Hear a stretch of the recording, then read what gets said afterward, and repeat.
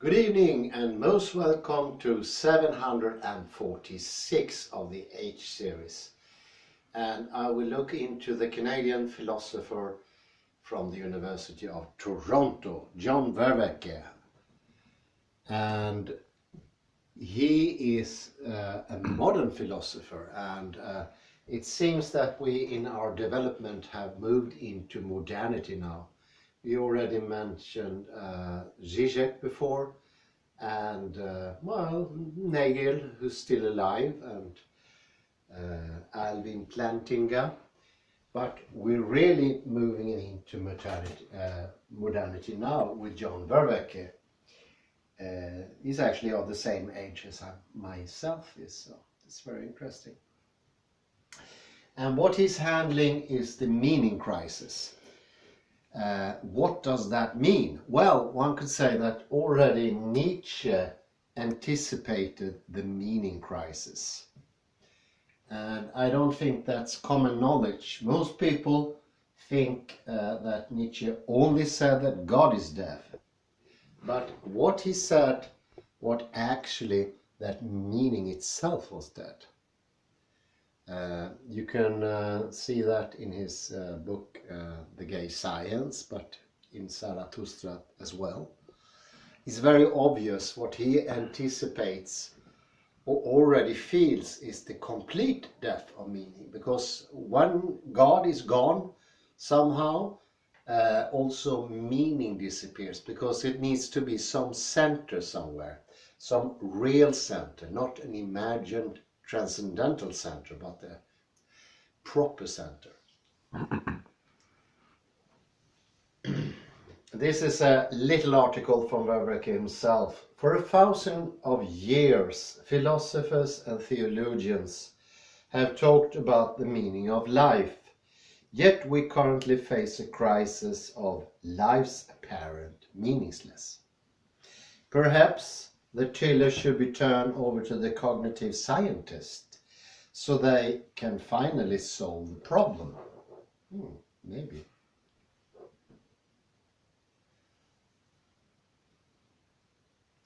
Vervaeke says that the meaning crisis is a pervasive feeling of alienation from the world and from each other. As we mentioned earlier tonight here, as a rather grim talk, just 2 days before Christmas, suicide rates and loneliness, depression and anxiety are increasing, even in affluent societies like the United States and the UK. And I think we should include Sweden in that list as well. Video games and social media exacerbates these first world problems, which were diagnosed as far back as Nietzsche, Freud, Marx and Kafka. So it's important to understand these tendencies was already anticipated before the turn of the last century, before the 19th century. So this is a tendency that has been going on for a long time. But what Vervaeke is pointing at, it has accelerated, goes faster today.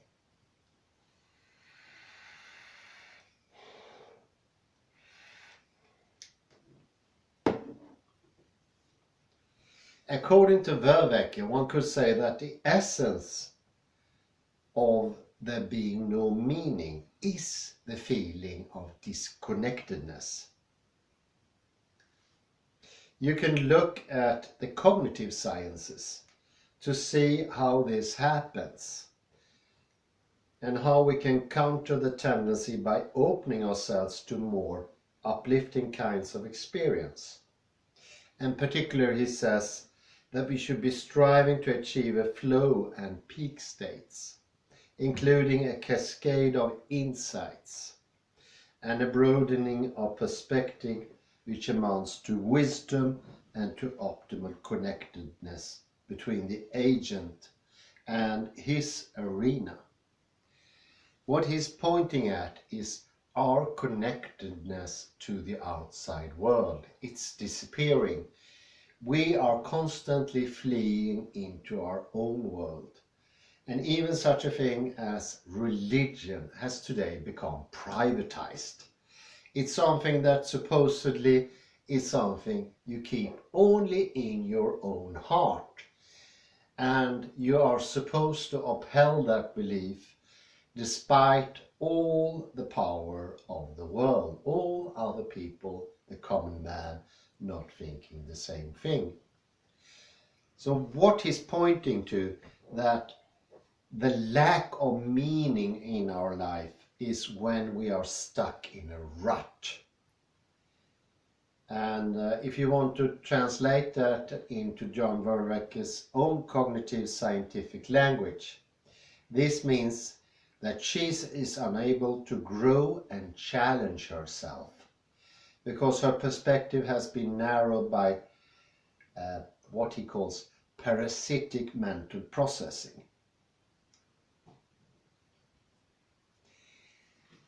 This is difficult language, but she is concerned only with things that are suboptimal for her existence. So we tend to narrow our perspective and only think of things that help us in the moment and right here. I think we've been closing into that subject that John Verwecke is mentioning, and this is this narrowing of our scope. Before Nietzsche, Freud, and all those people who anticipated this death of meaning, people they found meaning in their daily life, with their family, with their career, but also they had a much higher meaning. And those were the project of their society. Where were their society striving? It was the sense of national identity. That something lasted centuries. And on top of that, even to further time perspective, was the eternal idea that you will go to heaven one day and meet your maker. That means that it's connectedness that goes over time. And actually this is not only a Christian thing. Romans did think the same. They built enormous structures, but they were not only thinking about that, they were thinking even further. So you had both points. You had your personal life, your strivances, what you wanted on a daily basis. Maybe you want to make an extra money. Maybe you want to increase some sort of interest. But on top of that, that was always on the background of a greater purpose. Nowadays, this greater purpose has disappeared. And therefore, we get so much into our personal lives, but that will not satisfy us. If we had this big picture, it would be enough maybe to have the big picture and our personal life, have our strivances, getting a career. But because we took away the grand scheme, the big scheme, where we are going as persons, where we are going morally, ethically, how we progress as human beings together with other people, and how we are developing our compassion to other people, how we're developing a compassion to life itself. That sort of disappeared. And this is what John Verwecke means. Once you only have your house, your family, and your neighbors, that won't be enough. And therefore it becomes parasitical. And this is the event of consumerism. This is actually something that Nietzsche anticipated. The lack of value in your life will lead to consumerism. And that is a sort of a proxy or ersatz. Instead of proper meaning, you are led to consumerism. And this is this senseless way of wasting energy on small gadgets, big things, holidays, whatever they can be. And the idea is to bring you happiness in this instance, not for the long run. So what disappeared is the big picture. What will it all lead? And of course this is a complete inflation of meaning, because if you don't have anything in the long run, in the end your short-term goals will be questioned as well. It doesn't make any reason to, why should I get my body into trim, why should I keep my health, if I'm going to be dead one day and disappear from the earth. So this is what Verweke means with parasitic. When the big picture is lost, everything is attacking itself. And he even goes so far to say this is something that turns out into autoimmune thinking. It's the mind attacking itself, your own mind attacking itself and saying you are not good enough, you don't achieve enough. And then you end up in this achievement circle. Your career is not enough because it doesn't give you satisfaction. And we lose the satisfaction not because the career is not enough. The reason is we don't have the big scheme anymore. And therefore all gain is actually in vain.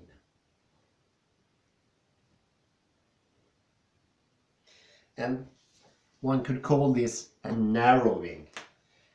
What used to be incredibly big and long ages, eons, millennia, you name it, it has now narrowed down, and you are situated inside this, and you try to get meaning in this little space. And what do you have in this little space? You don't have enough things to give you meaning. Therefore, it becomes parasitical. It goes too far. You can't even appreciate consumerism. I think that is what consumerism is about. Not even the things you buy. The clothes you get, the perfumes you get, the new furniture, new car, whatever it is, it won't be enough. And isn't that typical of the modern days? And I think this is especially accurately shown by Woody Allen.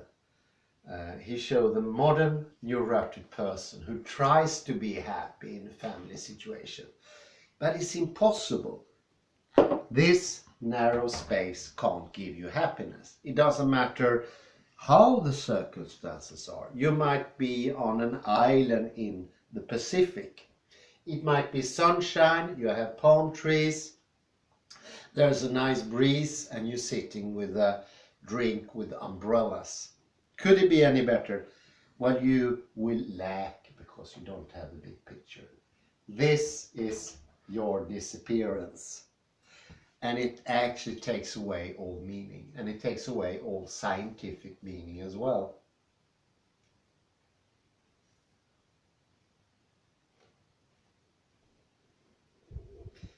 Verweke has his very cognitive scientific model, and he says that the parasitic mode is a byproduct of how the brain is wired. We have two main ways of thinking, he says, that correspond to algorithms. The first one is a slow and serial processing that guarantee to solve the problem with step-by-step inferences. And then you have the heuristics, the rules of thumb. And they are probabilistic and shortcuts in that they prejudge the conclusion and can therefore fail. So there is also a matter of judgment, because we cannot make accurate judgment from this narrow base. And I think this is often forgotten, because we think it's only our personal sphere that we are narrowing. I'll still be all right, I'm still going to understand the world. No, Verweke says, because this narrowing is shutting out the access to all of the world, not just your personal perspective, but everything of the world. And this is a bit parallel, as I mentioned before. To be true to perception, it needs to be your perception. It needs to come from you. It needs to be 100% subjective. And somewhere in our minds we have the idea, I can shut myself off. I can make myself more compressed, smaller. But because of objectivism or monosemism, I can still have access to meaning. It's a little bit like I can still understand what a carpenter does just by imitating his words. No, you cannot.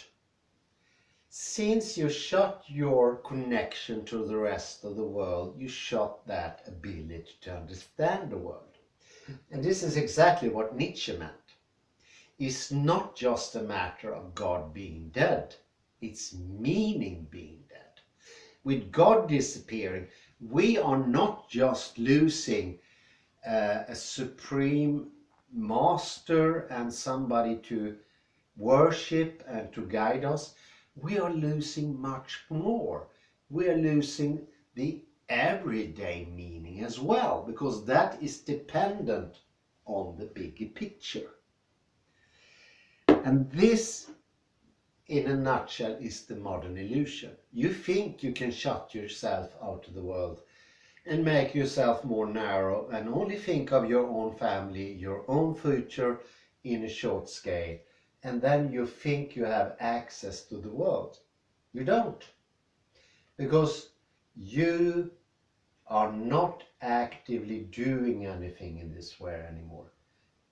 By the same moment you think that you are isolated in the world, you will stop interacting with other people. You will stop interacting with the world. You will not be zu handen, if you say that. You will not be engaged. And that is something that affects you in a personal level.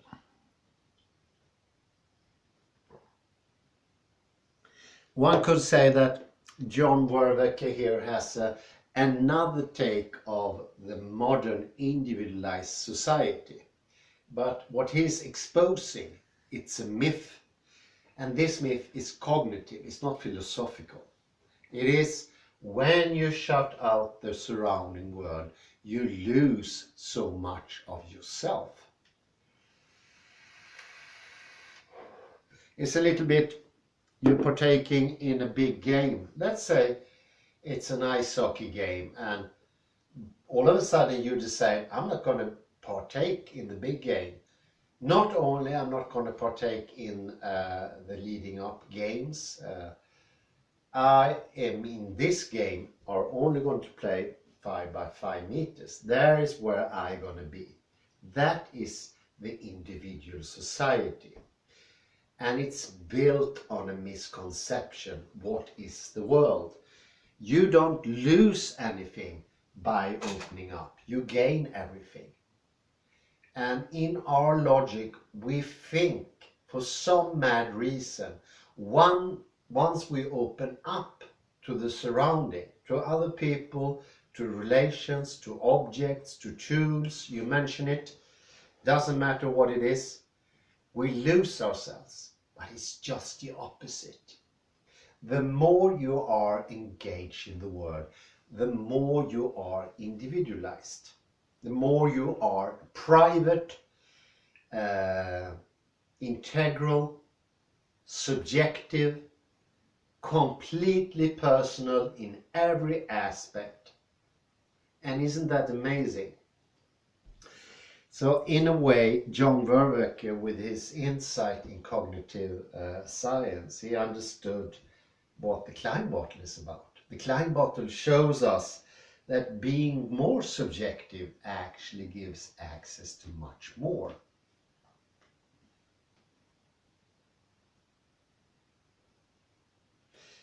So what happens in the end cognitively, according to Vervaeke?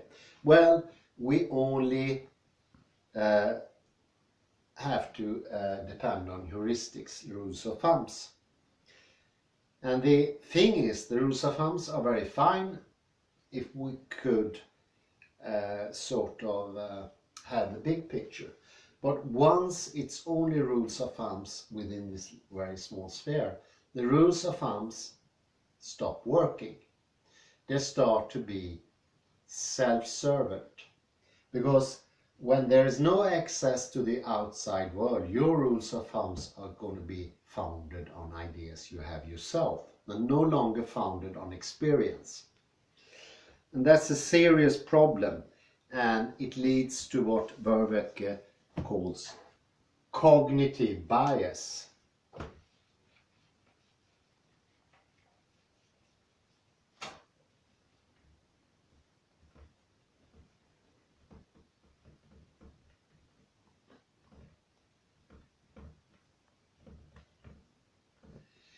Cognitive bias, that means that when you are in this narrowed situation and you shut yourself out of the world in the idea of preserving your individuality, and you start thinking more and more, if I'm supposed to be my personal self, I cannot be part of the world. The more I interact with the world, the more I'm going to lose myself. I'm going to be less. And that's a very difficult cognitive bias. You don't lose yourself, you gain yourself.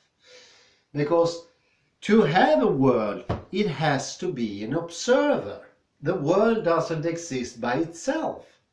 And this idea has this ludicrous misconception, or I would say lack of knowledge. And that is the idea that the world exists without your subjective experience somehow.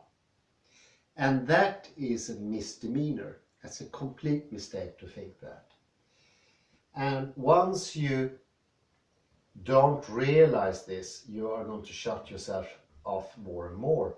But what you can do is learn that every time you open up to the environment, that's something we mentioned before, the start to use the environment to your benefit, doesn't matter, but as long as you're using the environment, you will be enhanced.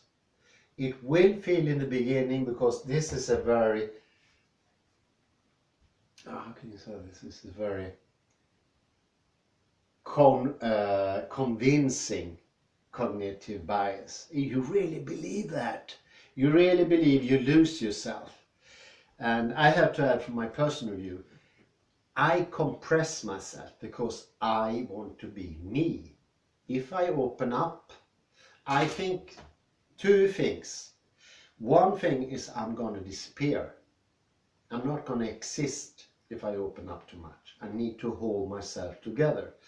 And the other aspect is I make myself vulnerable to other people. And this is all part of the cognitive bias.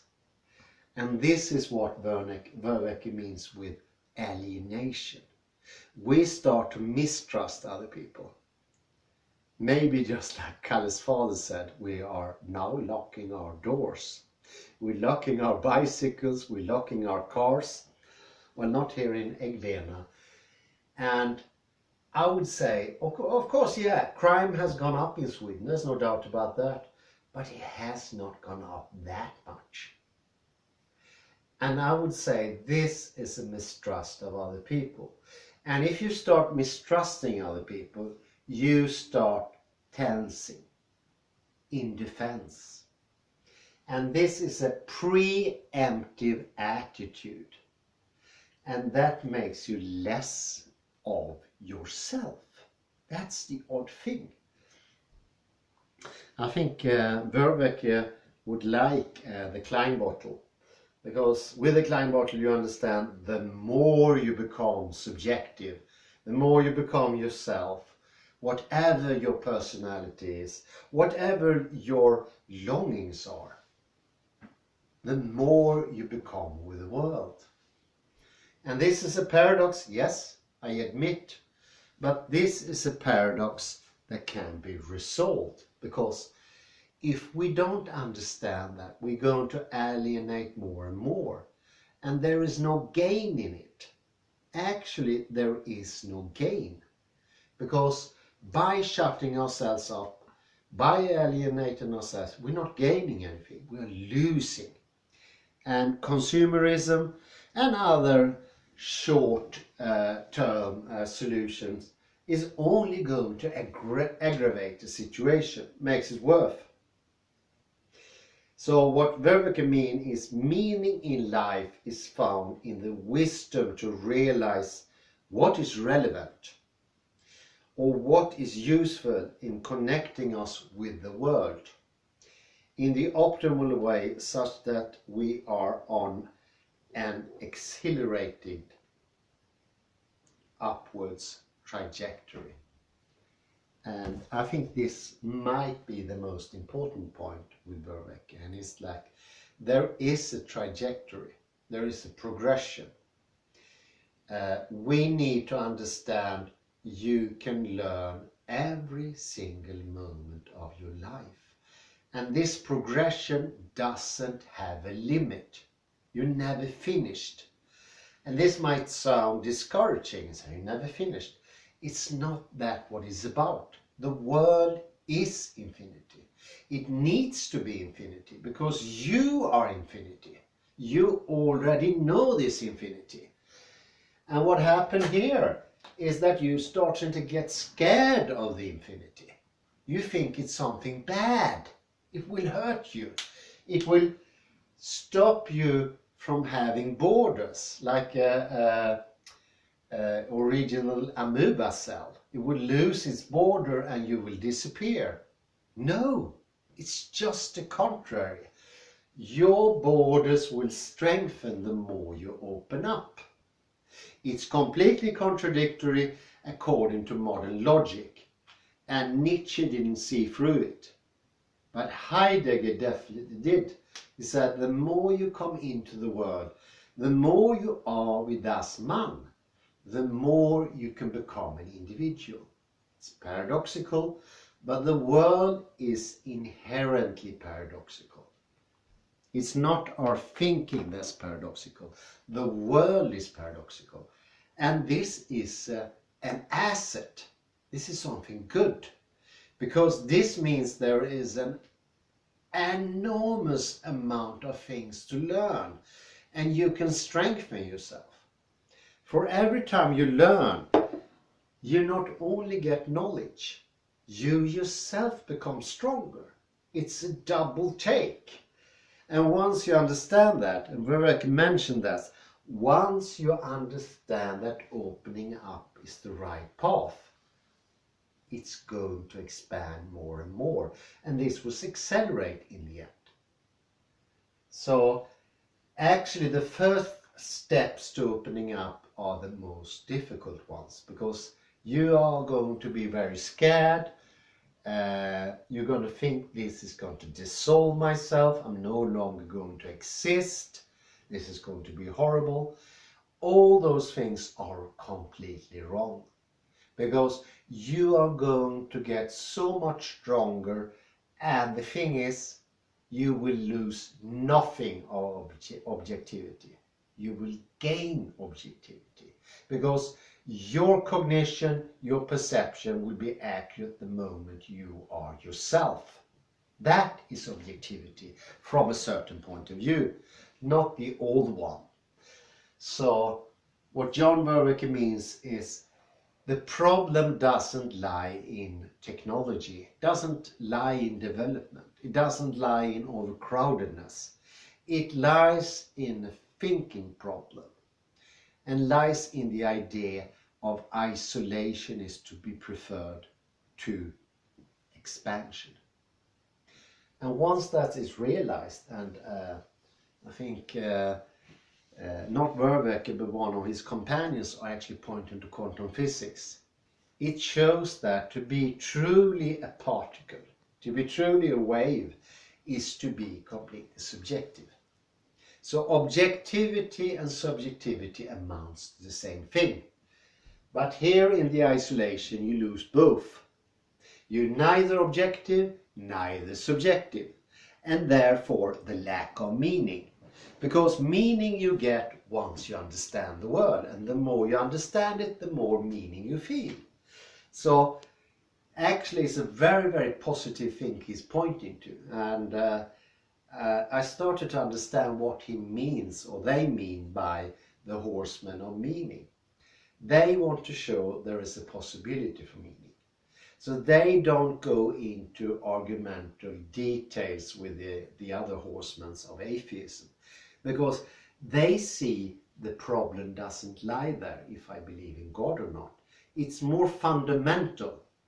It's a fundamental tendency that's lost. And that tendency is, where does knowledge lie in? And Dawkins, Daniel Dennett, Hitchens, they all believe in complete separation. You are only an individual if you are this point completely segregated from the world. Well, look at Dawkins' theory. When he looked at species, he only looked at one species. But how many species do we have? We have thousands. And we have an environment. They are isolating in their mind, in their theories, and therefore they take that model as to be the correct one. It's a 400, without a doubt. And the 400 is this idea: separate myself from the environment, put myself into this glass bottle, and I be safe. I gotta be that brain in the vat. I'm gonna be completely separate to everything else. And that's the only way of going about. This is completely untrue and horribly sad at the same time. So I start to understand the 4 horsemen of meaning are actually incredibly helpful. This argument is bound to bite, not on the 4 horsemen of atheism, but of these followers. Some of them are going to be opened up and convinced there is something fundamentally wrong. And it doesn't lie on the ontic level. It lies on the deeper level, the actual foundation of life.